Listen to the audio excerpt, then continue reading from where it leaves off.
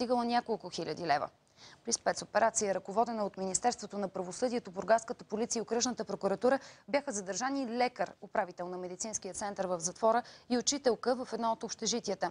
Твърди се, че те са прибирали подкупите. Двамата са хванати с помощта на вербуван затворник при получаването на 1200 лева. Схемата е била изключително проста и е действала безотказно. В началото се е явявал лишен от свобода, който търси помощ, обикновено прекъсване на наказанието за определен срок от време. Явява се пред доктор Вангелов с обещание за съответно заплащане или даване на друг подарък, който не му се следва. След което доктора го е насочвал към определен телефонен номер, който се оказа, че е на другия съучастник, учителката Станчева.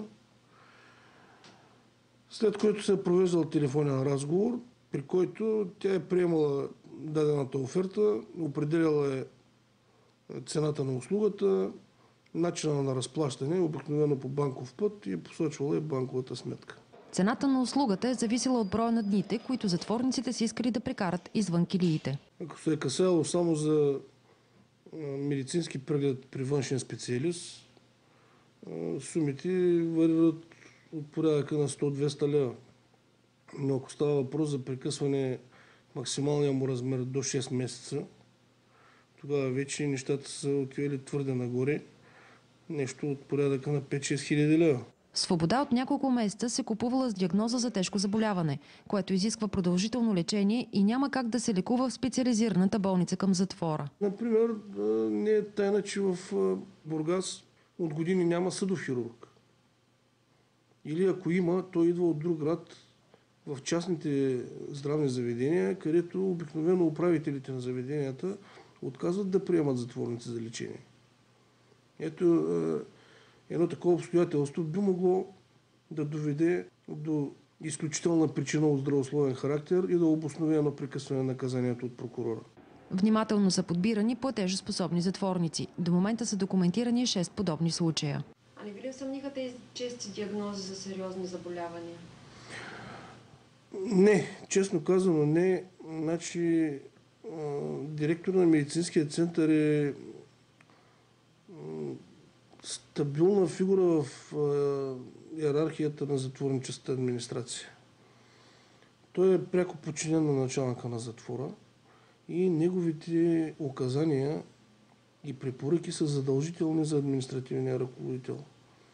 Така че началниците на затвори нямат право на избор, освен ако е нещо очевадно, но все пак тук става въпрос за специализирана материя, която не всеки може да коментира. Участието на шефа на медицинския център в схема за получаване на подкупи от затворници изненада колегите му. Първите думи, които му казах, че трябва да е, това е место, в което трябва човек да е доста честен, толерантен с системата и със себе си, и това е. Друг начин няма. Всеки влязъл в тази система, минал школа и направил това, би трябвало да се притеснява много. Лекарят с 4 годишен стаж в системата на Министерството на правосъдието е освободен срещу парична гаранция от 2000 лева.